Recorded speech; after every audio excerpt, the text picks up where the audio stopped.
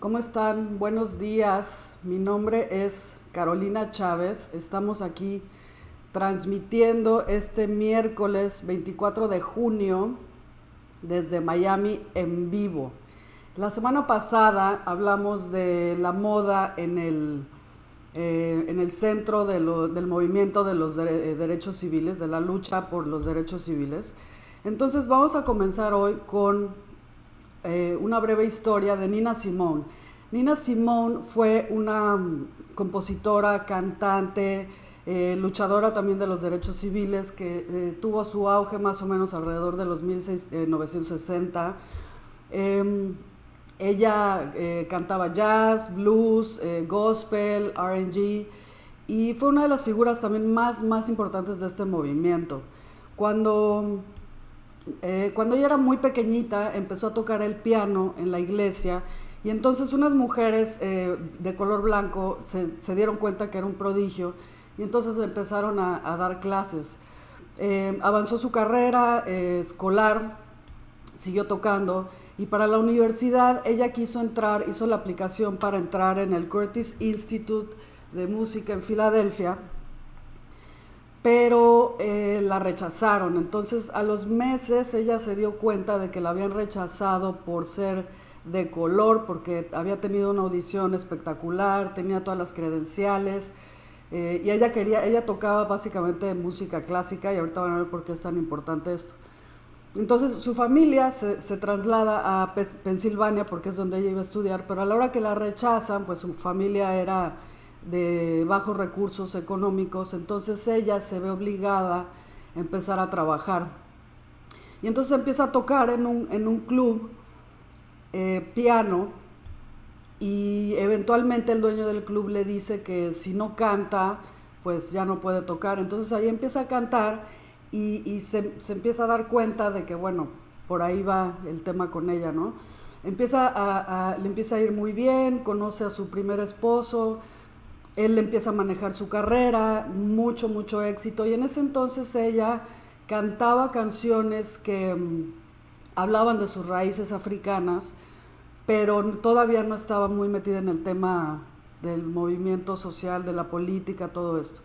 Entonces, como referencia, su esposo pues la esforzaba mucho, ella trabajaba todo el tiempo viajando, tuvieron una hija en esas épocas y de pronto conoce ella a Stokely Carmichael, que también era otro personaje muy importante en el tema del activismo, y ella empieza a partir de un incendio que hubo en Birmingham, en donde 4 niñas murieron.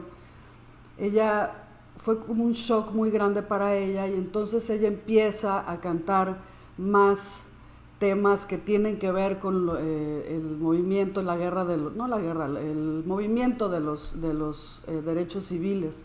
Entonces esto hace que todos los lugares que antes la contrataban pues no quisieran contratarla tanto porque ella tenían miedo de que ella solamente cantara canciones políticas y entonces esto empezó a crear mucha fricción, su esposo le pegaba muy gravemente. Finalmente, bueno, ella era muy popular, ella grabó 40 discos, algo así, realmente era una persona era un genio para su época, ¿no? Como mujer negra, como cantante, era muy sobresaliente. Entonces, pasan unos años, ella se va, huye de su marido, se va a África, en donde ella dice que conoce a Dios, ¿no? A través de la naturaleza y a través de todas las cosas que vive allá. Pero pues a la hora de separarse de su marido, que era su manager, deja de obviamente trabajar, nadie está encargándose de las finanzas y entonces eventualmente pues ella se da cuenta que tiene que empezar a cantar otra vez y a hacer sus espectáculos. Entonces se va de África a París, pero pues París no estaba listo para tener una cantante negra, no sabían quién era Nina Simone. Nina Simone no era su nombre original, ella se lo cambió porque cuando empezó a tocar en Pensilvania era una manera de ocultarse de su familia porque en ese entonces tocar en estos lugares era como la música del demonio, era muy muy mal visto. Entonces Nina Simone es su nombre artístico. Entonces bueno, se va a París, le va muy mal porque no la conocían bien. Ella esperaba que iba a tener el éxito que tuvo en Estados Unidos y pues no fue así. Y finalmente, bueno, sin dinero, su aspecto físico realmente se decayó. Ella tenía un aspecto muy particular, con pelo muy corto. Recuerden que la semana pasada hablamos de cómo el cabello era tan importante y era una manera de comunicarse, tanto el estatus social como la liberación, ¿no?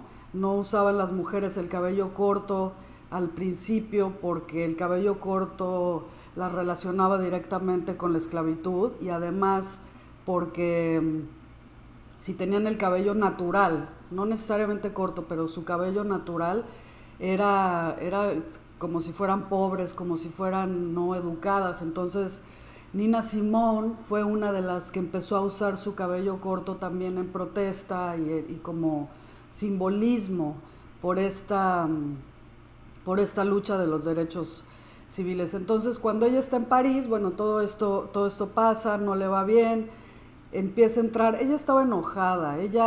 Su sueño más grande cuando era pequeña fue tocar en el Carnegie Hall, pero lo que ella quería tocar era música clásica, sobre todo Bach. Entonces con su primer matrimonio ella le consiguen un contrato en el Carnegie Hall, pero ella va a hacer jazz y a hacer el tipo de música que la hizo popular.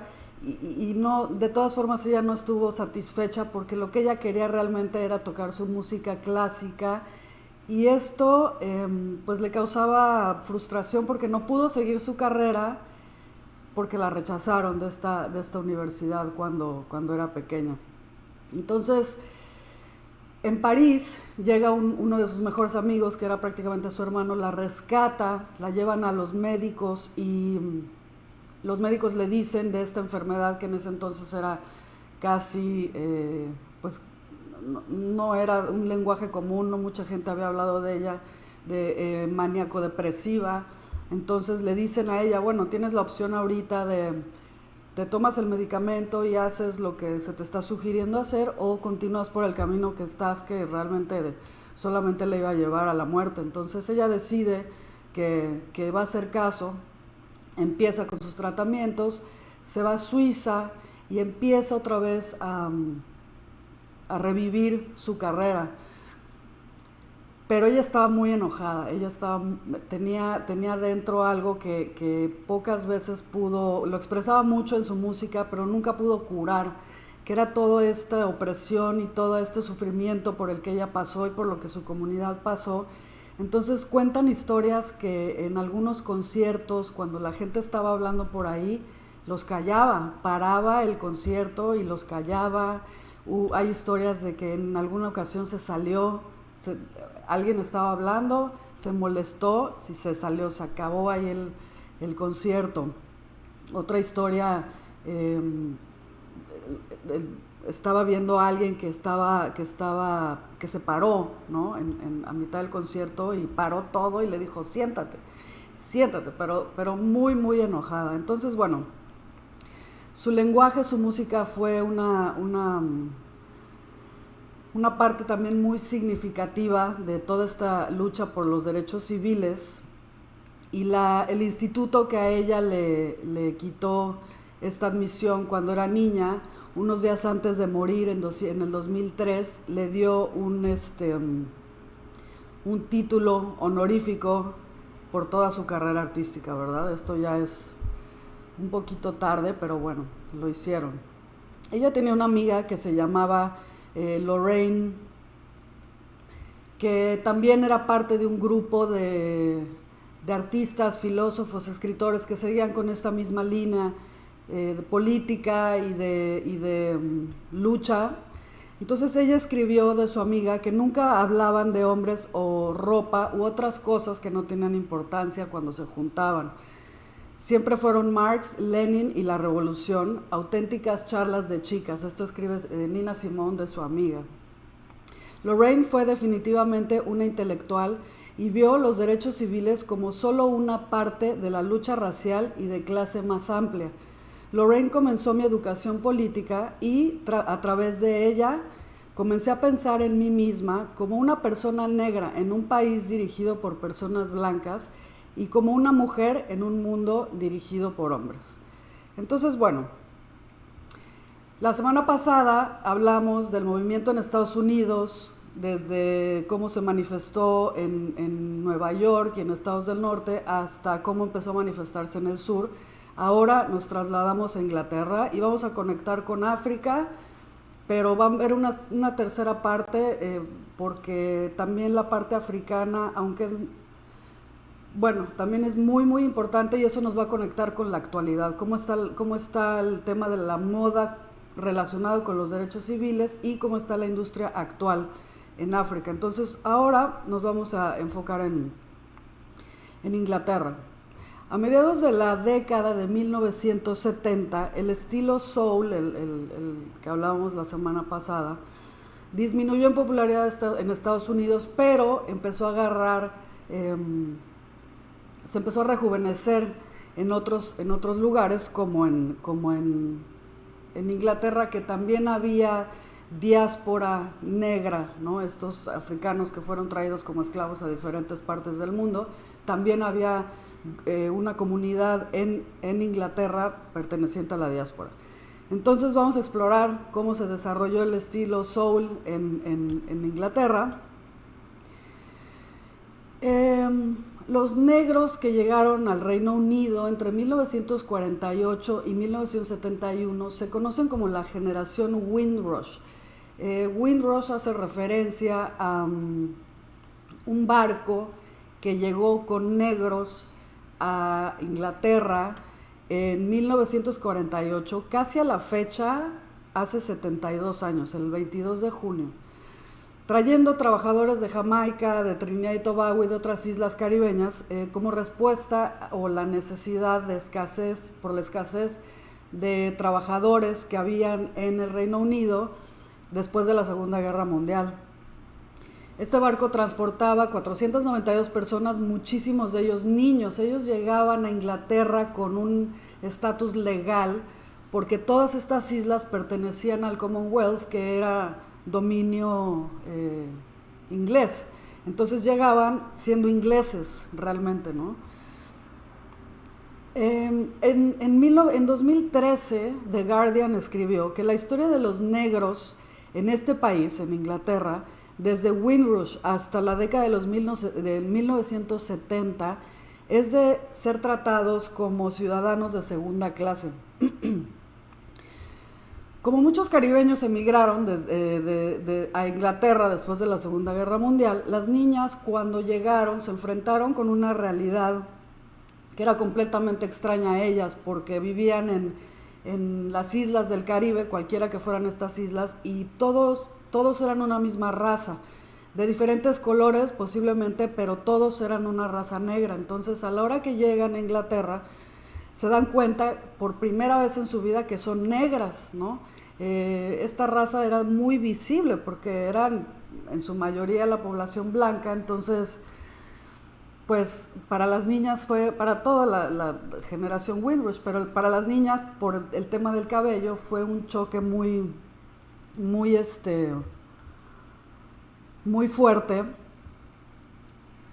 porque en la cultura caribeña, por ejemplo, es un poquito distinto dependiendo de las islas, pero en algunas regiones era muy importante que las niñas usaran su cabello natural hasta que crecieran, como para edad casadera, porque esto significaba, era un símbolo de belleza femenina, de potencial como esposa, a diferencia de cómo era en Estados Unidos, más o menos en la misma época, que era un símbolo, el arreglarse el cabello y usar pelucas, era un símbolo de movilidad social, ¿no? Entonces a la misma época en el Caribe era todo lo contrario. También, por ejemplo, para las madres jamaiquinas esto era como un motivo de orgullo mientras más perfectas estuvieran peinadas sus niñas con sus trenzas y sus moñitos, significaba que era una señal de ser buenas mamás, ¿no? Hay un documental en Netflix que se llama Madame C.J. Walker, se los recomiendo, está muy lindo. No es un documental, es una serie. Ella es una mujer afroamericana que creció un imperio muy muy grande de productos para el cabello, para mujeres de color. Entonces ella, alrededor de 1920 y 30, expandió su imperio hacia las islas del Caribe, no solamente enseñándoles a las mujeres a vender sus productos, sino también enseñándoles nuevos métodos para que ellas se arreglaran mejor.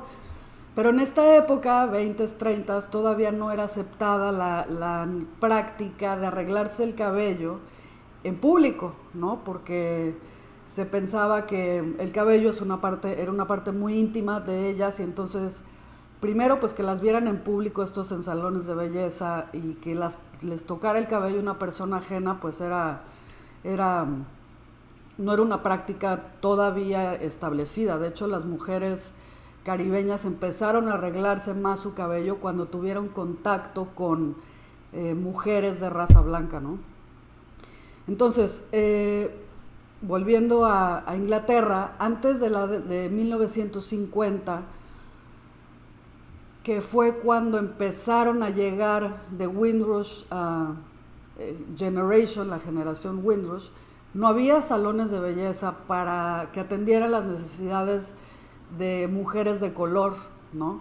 No había productos para arreglarse su cabello, y pues se encontraban en un territorio completamente nuevo, todas estas mujeres a la hora de llegar, por lo mismo, porque no se sentían cómodas, era una cultura completamente diferente, y sobre todo porque pues era prácticamente blanco la comunidad. Entonces,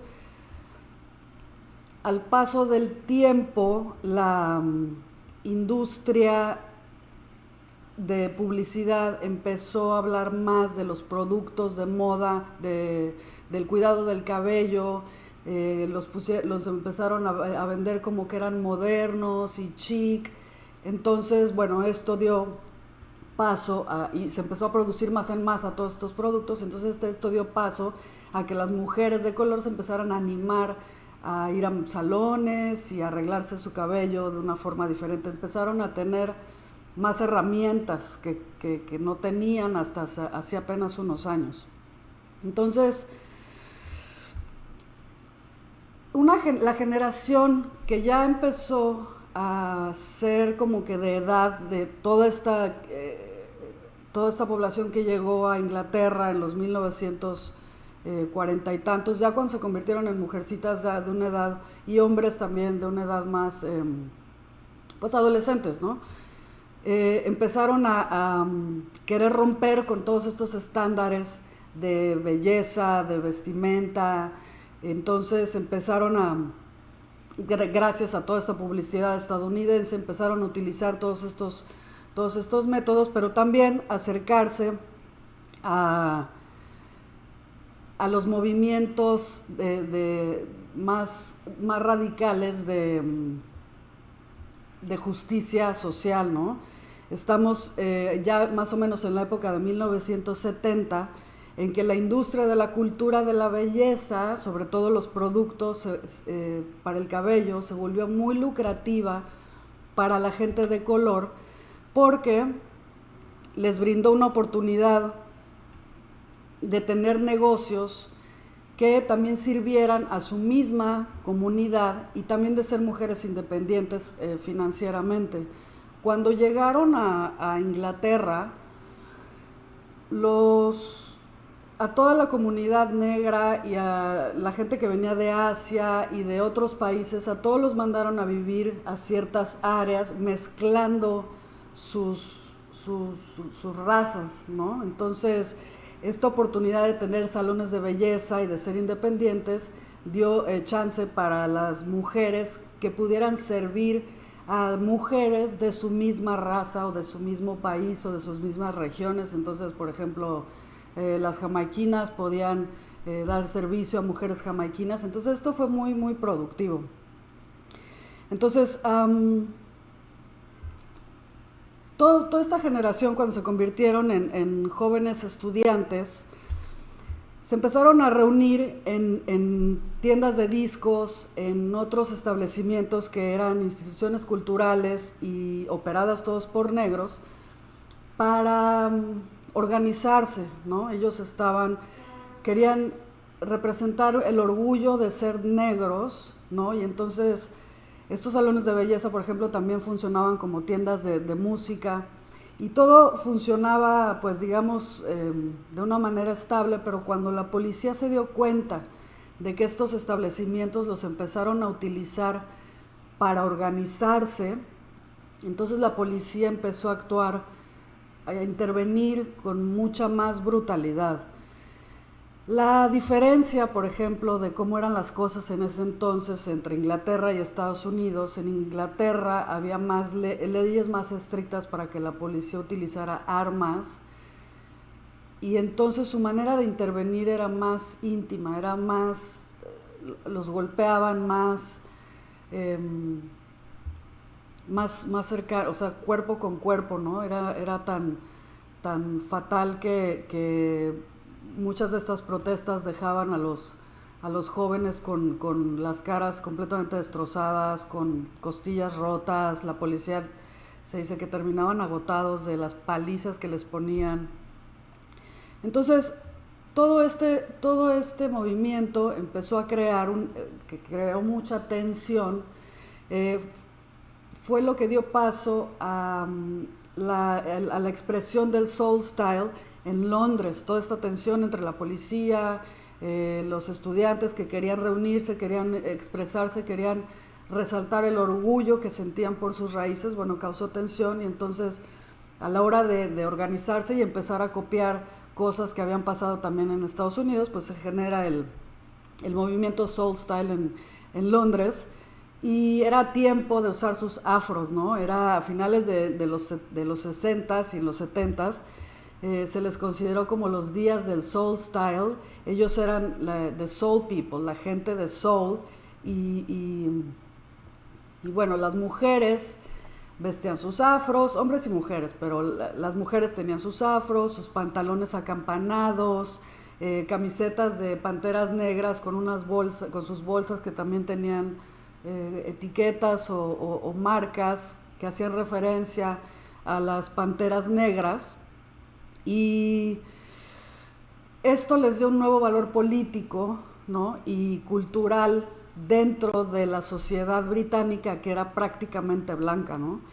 Pero imagínense que en la escuela y la policía, toda esta imagen significaba confrontación. Entonces, hasta en la escuela tenían que luchar por poder usar su afro, que era un peinado natural, ¿no? Imagínense.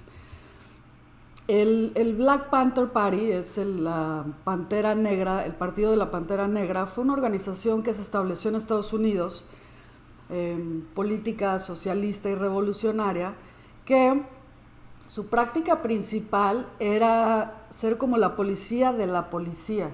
Vigilaban que la policía no abusara, ¿no? Porque, como hablábamos la semana pasada, también en Estados Unidos se luchó mucho desde el principio por la brutalidad de la policía. Entonces las panteras negras, esto era lo que hacían en su origen, ¿no? Digamos que en su ideología de origen era cuidar que la policía no se pasara, y tenían una manera de vestir muy peculiar. Eran chamarras negras, la pistola, traían la pistola visible, ¿no? Unos lentes grandes negros para cubrirles las caras y que no pudieran reconocerlos, etcétera. Entonces, el hecho de ser negro, pues no solamente era una identidad cultural, sino también una afiliación política. Entonces, los asiáticos del sur, que también estaban en Inglaterra, también se autodenominaron negros por la misma opresión y como una respuesta hacia la segregación que ellos también sufrían.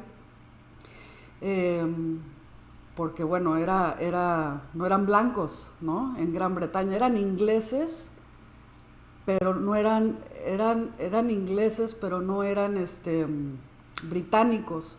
Entonces, toda esta gente eran relegados también a las escuelas más pobres y a lugares en donde las viviendas estaban en ruinas.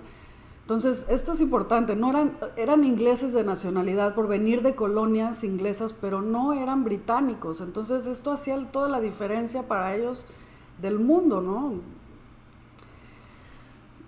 Bueno, y todo esto, toda esta diferencia, pues fue una segregación que vivieron por años y por años y por años y que, bueno, da motivo y da nacimiento a todos estos movimientos.